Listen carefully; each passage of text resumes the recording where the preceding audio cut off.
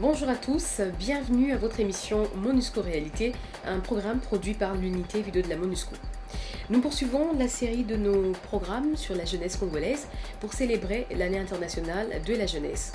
Alors aujourd'hui, MONUSCO Réalité propose un autre jeune. Il s'agit de Moïse Mbaya, un ex-enfant dissorcié, aujourd'hui responsable d'une ONG dénommée Mouvement intégré de secours aux enfants défavorisés, MISED en sigle. On en parle tout à l'heure après les nouvelles.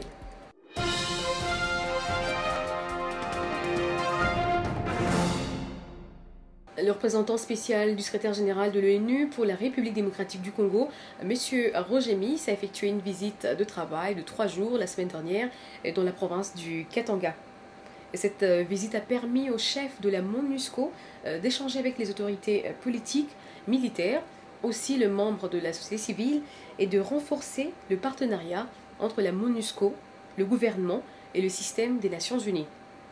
Roger Miss a profité de son séjour dans le Katanga pour rappeler à ses interlocuteurs que la sécurité et la protection des civils demeurent la priorité dans le monde actuel de la mission. Il a également indiqué l'engagement de la MONUSCO et l'ensemble du système des Nations Unies à poursuivre son programme de renforcement des capacités des forces de sécurité nationales. Le représentant spécial du secrétaire général de l'ONU en RDC a aussi rencontré le personnel de la MONUSCO et celui des agences des Nations Unies déployées au Katanga. C'est évident que pour nous, pour la MONUSCO, la protection civile reste toujours en première place comme priorité. Et donc dans une zone ici assez sensible et avec la présence juste à côté des groupes armés ou bien des personnes qui menacent la population, ça reste toujours un des priorités les plus fondamentales pour s'adresser à ce problème. Alors on parle bien, et c'est juste, des problèmes de stabilisation, d'assurer la réussite, la stabilité long terme, mais bien entendu, il faut arriver aussi en conditions de sécurité pour permettre à la population, tous les civils, à poursuivre leur vie, cultiver leur champ, faire leur activité en conditions qui sont propres, qui sont en sécurité. Au Nord Kivu, la MONUSCO tire la sonnette d'alarme et dénonce la reprise de recrutement depuis le mois d'octobre dernier des enfants par les forces et groupes armés encore actifs dans cette province, et cela même lorsque ceux-ci sont encore à l'école. Pour étayer ces faits, la mission onusienne a pu documenter plusieurs cas de recrutement forcé au Nord Kivu, notamment à Kichanga. La mission onusienne souligne que cette situation malheureuse a repris alors que la loi congolaise interdit cette pratique considérée par plusieurs instruments internationaux comme crime de guerre. Le porte-parole de la MONUSCO l'a rappelé au cours du point de presse de mercredi dernier. La MONUSCO constate malheureusement que des enfants sont encore aujourd'hui exposés au recrutement par des groupes armés, et ce, même lorsqu'ils sont à l'école. Depuis octobre, la MONUSCO a pu documenter plusieurs cas de recrutement forcé dans des écoles du Nord Kivu, notamment à Kichanga, où des éléments en uniforme procèdent au recrutement d'enfants au sein même des écoles.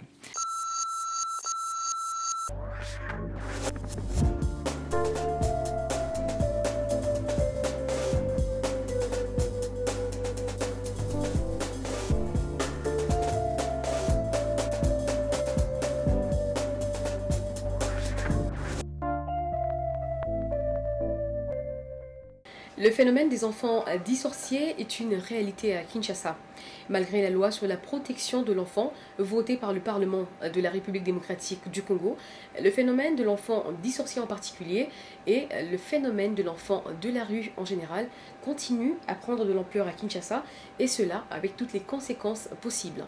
Pour preuve, leur nombre augmente chaque jour dans les rues de Kinshasa. Donc je pourrais dire les enfants dissorciés, les enfants dans la rue de la ville de Kinshasa, aujourd'hui on est à 20 350. On est parti à 2006 à 13 000. Aujourd'hui on est dans le plus de 20 000. Plusieurs raisons expliquent ce phénomène. Parmi celles-ci, la sorcellerie occupe une place prépondérante. Encouragés par les églises de réveil, les parents se débarrassent de ces enfants qui finalement vont trouver refuge dans la rue. Moïse Mbaya n'a pas échappé à ce traitement assez brutal de ses parents. Dans ce premier épisode, il nous relate la vie des enfants de la rue à Kinshasa, basée sur sa propre expérience après avoir quitté le toit paternel.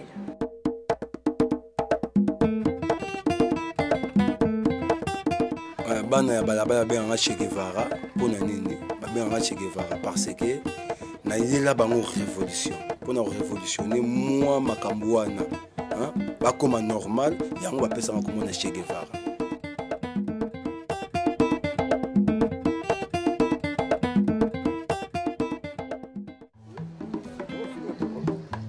Kawo slinga place ezali mutu moko afandika boye mutu afandika boye boza ndoki mais nga moko en soi naza kindoki te kindoki mpe na bien monte nga na kone donc mal vie que baninga moso bofandi boye bazo sectionner yo soit disant que oza ndoki oza mal à l'aise otema eza esengo te parce que bazo koakisi yo disorce oza ndoki te. Bonjour. Ça va? Ça va bien. Alors, ça vous est? Naya otala oui, là. Oui.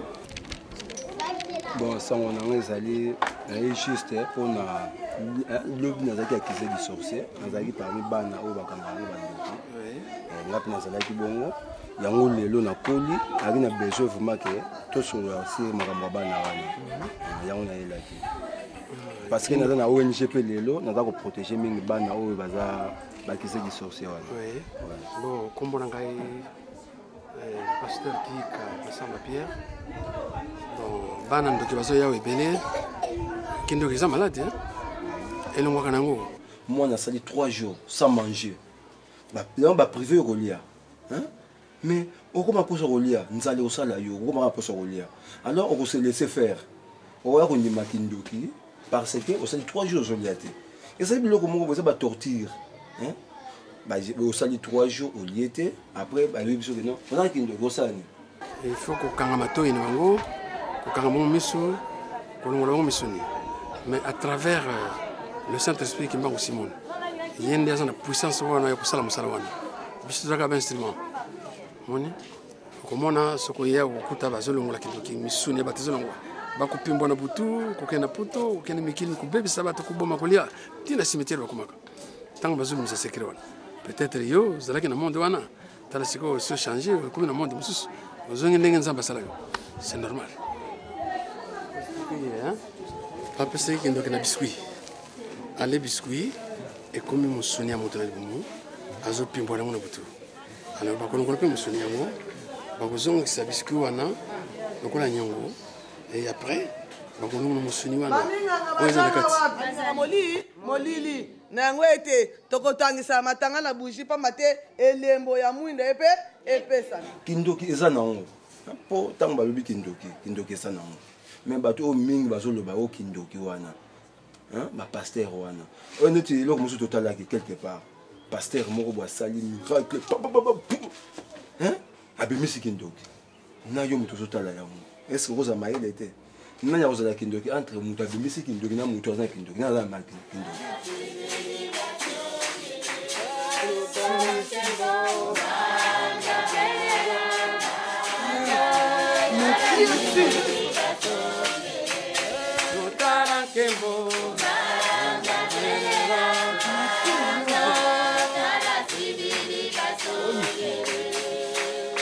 Merci, il y avait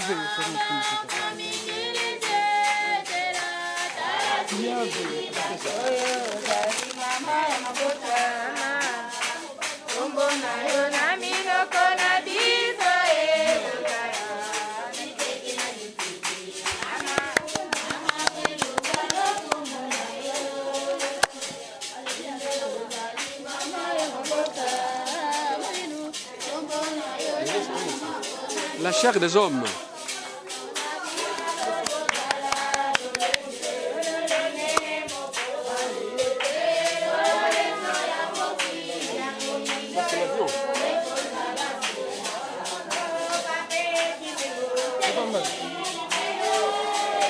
Au nom de Jésus.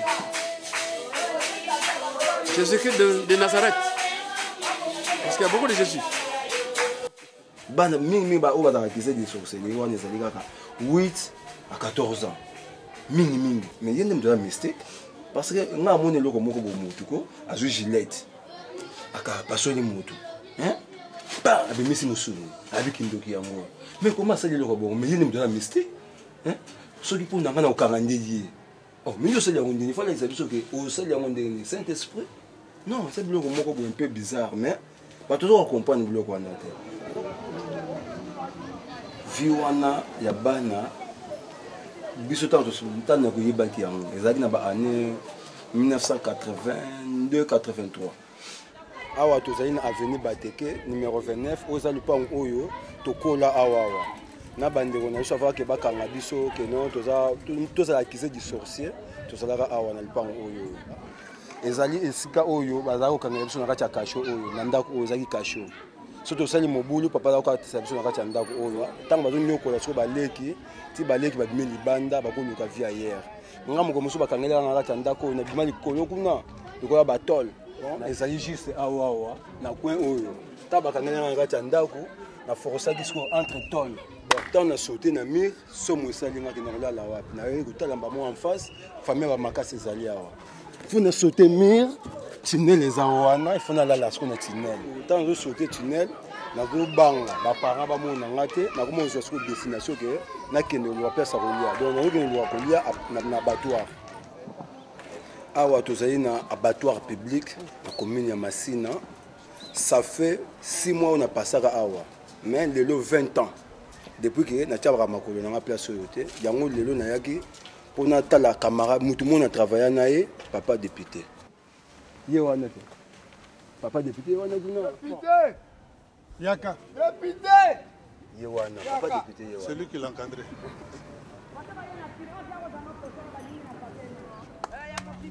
Bonjour. Député. Oui. Oyebi ye. Ah, babona neleki mingi mon frère na yebiye. Ne bosani kombo peti ayebi ngai.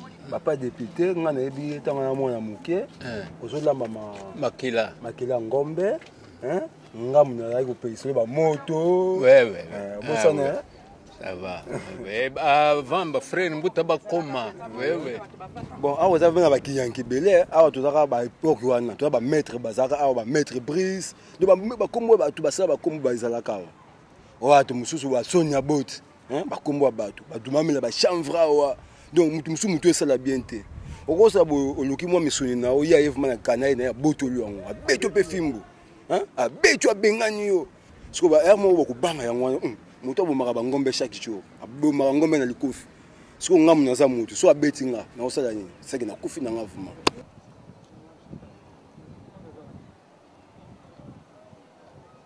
tamba zo pasola tamba biso zo ya kolokota omona kuti boye olokoti musuni boye okotia on ngata chasser yango zo constituer que non je repas ya jour donc chaque jour to zo ya kolokota ka boye donc to mona que vie yango wana or vie normale eza kozala komilie sa yo moko te photos dépendre pas ba parents na âge wana zalaki nango naki vraiment mineur nazaki na âge ba 9 ans ti to comme ba 9 ans na vraiment mineur mais âge wana nako za responsable nga moto na miloko moya komilie saka donc ezaki moi berère moko boyela biso na mutu bongo yekaka bo okite famille oyiye bandiko komikomisa yo moko mukolo tabata wana ya omoni lelo vraiment tant que compagne mokili il faut que ngato aider so ba leki na biso batikali wana ke non ba mona mamo biso mona raté. Des ONG et autres structures d'encadrement fournissent des efforts pour éradiquer ce phénomène. La MONUSCO, quant à elle, estime qu'il faut un engagement ferme de la société assorti d'une volonté politique pour mettre fin à cette situation. C'est la fin de cette émission. Merci de m'avoir suivi. À très bientôt.